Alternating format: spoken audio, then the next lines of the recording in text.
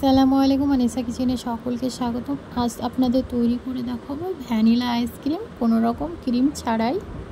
এখানে আমি দুধ নিয়েছি, আগে থেকে জাল করে রাখা হাফ লিটার পরিমাণে দুধ, তো তার থেকে একটু বেশিও হতে পারে। এবার দিয়ে দেবো গুঁড়ো দুধ, একটু বেশি পরিমাণে গুঁড়ো দুধটা দিয়ে নিয়েছি। এবার দিয়ে দেবো 2 টেবিল চামচ পরিমাণে কর্নফ্লাওয়ার।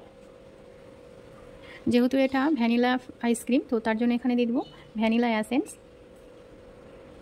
আর দেবো চিনি, মিষ্টি অনুযায়ী এইখানে চিনিটা নিয়ে নিতে হবে। এবার ভালো করে মিশিয়ে নেব। আগে সমস্ত কিছু উপকরণ দিয়ে একসঙ্গে মিশিয়ে নিয়ে তারপরে এটাকে জাল করতে হবে। ভালো করে মিশিয়ে নেওয়া হয়ে গিয়েছে। এবার গ্যাস ধরিয়ে দেব। কোনোভাবে এটা তলা থেকে ধরতে দেওয়া যাবে না, আর নাড়ানো থামানো যাবে না, নয়তো তলাতে লেগে যাবে। আমি এখানে কোনো ক্রিম ছাড়াই কিন্তু এই আইসক্রিমটা আপনাদের বানিয়ে দেখাবো। শুধুমাত্র দুধ দিয়ে এই আইসক্রিমটা বানানো যায়। বেশ কিছুক্ষণ এটা নাড়াচাড়া করতেই কিন্তু দেখা যাবে যে অনেকটাই ঘন হয়ে আসবে। দুধটা কিন্তু অনেকটাই ঘন হয়ে এসেছে। আরও 4-5 মিনিট মতো এটা জাল করে নেব। দুধটা রান্না করা হয়ে গিয়েছে। এবার গ্যাসটা অফ করে নামিয়ে নেব। ঠান্ডা করার জন্য একটা বাটির মধ্যে ঢেলে নেব। আর এটাকে একটু ঠান্ডা করে নিয়ে তারপরে ডিপ ফ্রিজে রেখে দেবো 3 থেকে 4 ঘন্টা মতো।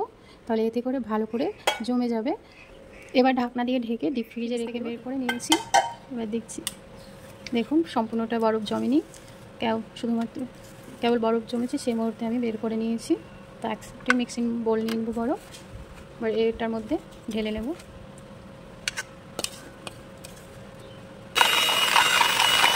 এই বাটিটা নিয়েছিলাম বলে ছিটিয়ে যাচ্ছিল, তো আমি তার থেকে আরও একটু বড় বাটি নিয়ে নিয়েছি। এবার বিট করে নেব।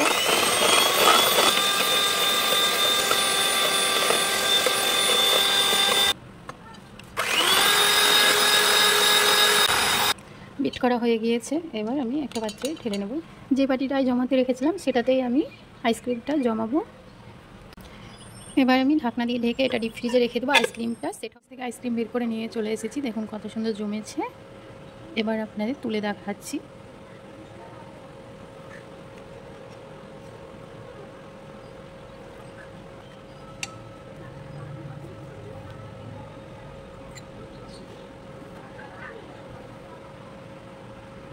আইসক্রিমটা কিন্তু খুব সুন্দর জমেছে, দেখতেই পাচ্ছেন। আর কিন্তু খেতে কিন্তু দারুণ টেস্টি হয়েছে। উপর দিয়ে একটু আমি গার্নিশের জন্য উপর দিয়ে একটু আমন্ড দিয়ে দেবো, এতে করে দেখতে ভালো লাগবে। আপনারা যে কোনো বাদাম এতে দিতে পারেন, যেমন পেস্তা বাদামও দেওয়া যেতে পারে এতে।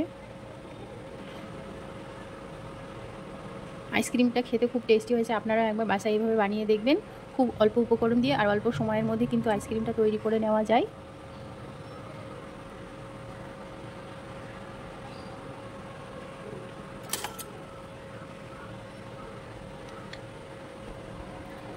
আইসক্রিমের এই রেসিপিটা আপনাদের ভালো লাগলে অবশ্যই like, share, comments and subscribe করতে ভুলবেন।